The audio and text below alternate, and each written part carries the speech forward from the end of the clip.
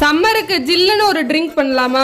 இது பண்றதுக்கு நான் ஒரே ஒரு மாம்பழம் எடுத்திருக்கேன். உங்களுக்கு எவ்வளவு மாம்பழம் தேவையோ அந்த மாதிரி எடுத்துக்கோங்க. அதுக்கப்புறம் வந்து இந்த மாதிரி கட் பண்ணிக்கோங்க. கியூப்ஸா வந்து கட் பண்ணிக்கோங்க. உங்களுக்கு எந்த மாதிரி வருதோ அந்த மாதிரி கூட நீங்க கட் பண்ணிக்கலாம். பாருங்க, இந்த மாதிரி வந்து நல்லா கட் பண்ணி விட்டுக்கோங்க. எவ்வளவு வெயில்ல நின்று நான் வந்து இந்த வீடியோ எடுத்திருக்கேன் நீங்களே பாருங்க. எனக்கு எவ்வளவு தில்லு இருக்கும். இப்ப மதியம் 12 மணி இருக்குங்க. பாத்துக்கிறேன் எவ்வளவு வெயில் அடிச்சிருக்கும்னு. சரி, வந்து இந்த மாம்பழம் வந்து அரைச்சிக்கலாம். அதுல 2 டேபிள் ஸ்பூன் வந்து சக்கரை போட்டுக்கலாம். போட்டதுக்கு அப்புறமா பால் ஊத்திக்கலாம். பால் வந்து ஒரு பாக்கெட் ஊத்திருக்கேன். அப்புறம் வந்து 2 கிளாஸ் வந்து தண்ணி ஊத்திருக்கேன். இதை வந்து நல்லா அரைச்சிக்கலாம். அரைச்சிட்டதுக்கு அப்புறமா கிளாஸ்ல வந்து சர்வ் பண்ணிக்கலாம். மேல வந்து நீங்க உங்களுக்கு ஐஸ்கிரீம் வேணும்னாலும் போட்டுக்கலாம், இல்லைன்னா வந்து இது ஆப்ஷனல் தான். அவ்வளவுதான், மேங்கோ மில்க் ஷேக் வந்து ரெடி ஆயிருச்சு. இதை நீங்க ஈஸியா பண்ணலாம். வீட்டுல ட்ரை பண்ணி பார்த்துட்டு எப்படி இருந்துச்சுன்னு கமெண்ட் பண்ணிட்டு போங்க. உங்களுக்கு எவ்வளவு குவான்டிட்டியில மில்க் ஷேக் வேணுமோ அதுக்கு ஏத்தாப்புல இன்கிரீடியன்ட் மெஷர்மெண்ட்ஸ் நீங்க அதிகமாவும் ஆக்கிக்கலாம், கம்மியாவும் ஆக்கிக்கலாம். நான் வந்து ஒரு மாம்பழம் தான் எடுத்துக்கிட்டேன். அதுக்கே வந்து 3 பேர் கிட்ட குடிச்சிட்டோம். அப்படியே மறக்காம கொஞ்சம்